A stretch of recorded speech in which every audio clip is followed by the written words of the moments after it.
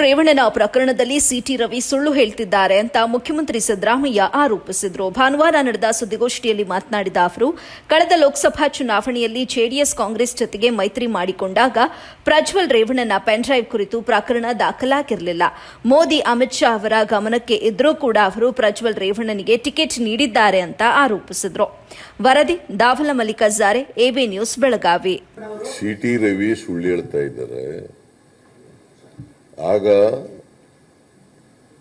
ಜೆಡಿಎಸ್ನವರು ಕೂಡ ಬಿಜೆಪಿಯವರು ಒಂದು ಕಮ್ಯುನಲ್ ಪಾರ್ಟಿ ಅಂತ ಹೇಳ್ತಾ ಇದ್ರು.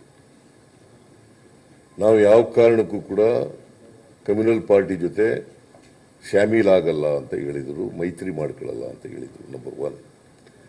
ದೇವೇಗೌಡರು ಏನು ಹೇಳಿದರು ಕಳೆದ ಲೋಕಸಭಾ ಚುನಾವಣೆಯಲ್ಲಿ? ಯಾವ ಕಾರಣಕ್ಕೂ ನರೇಂದ್ರ ಮೋದಿ ಮತ್ತೆ ಪ್ರಧಾನಮಂತ್ರಿ ಆಗಲ್ಲ, ನಾನೇನಾದ್ರು ಮುಂದಿನ ಜನ್ಮದಲ್ಲಿ ಹುಟ್ಟಿದ್ರೆ ಮುಸ್ಲಿಂ ಆಗಿ ಹುಡ್ತೀನಿ ಅಂತ ಹೇಳಿದ್ರು. ಹೊರದೇಶ ಕೊಟ್ಟೋಯ್ತೀನಿ ಅಂತ ಹೇಳಿದ್ರು. ಆಗ ಬಿಜೆಪಿ ಕೋಮುವಾದಿ ಪಕ್ಷದ ಜೊತೆ ಶಾಮೀಲಾಗಿದ್ರ? ಆಗ ಪ್ರಜ್ವಲ್ ರೇವಣ್ಣಂದು ವಿಡಿಯೋಗಳು ಹೊರಗಡೆ ಬಂದಿತ್ತ? ಕಂಪ್ಲೇಂಟ್ ಕೊಟ್ಟಿದ್ದೀರಾ? ವಿಕ್ಟಿಮ್ ಕಂಪ್ಲೇಂಟ್ ಕೊಟ್ಟಿದ್ದೀರಾ? ಈಗ ಕಂಪ್ಲೇಂಟ್ ಕೊಟ್ಟಿದ್ದಾರೆ.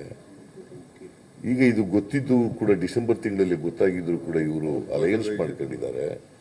ಅಲಯನ್ಸ್ ಮಾಡ್ಕೊಂಡು ಅವ್ರನ್ನ ಗೊತ್ತಿದ್ದು ಕೂಡ ಪ್ರಜ್ವಲ್ ರೇವಣ್ಣನ ಕ್ಯಾಂಡಿಡೇಟ್ ಮಾಡಿದ್ರು ಕೂಡ ಒಪ್ಕೊಂಡಿದ್ದಾರೆ. ಇವರು ಅಮಿತ್ ಶಾ ಮತ್ತು ನರೇಂದ್ರ ಮೋದಿ ಒಪ್ಕೊಂಡಿದ್ದಾರೆ.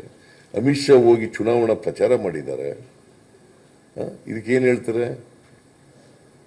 ಅದರಿಂದ ನಮಗೆ ಗೊತ್ತಿರಲಿಲ್ಲ. ಜೆಡಿಎಸ್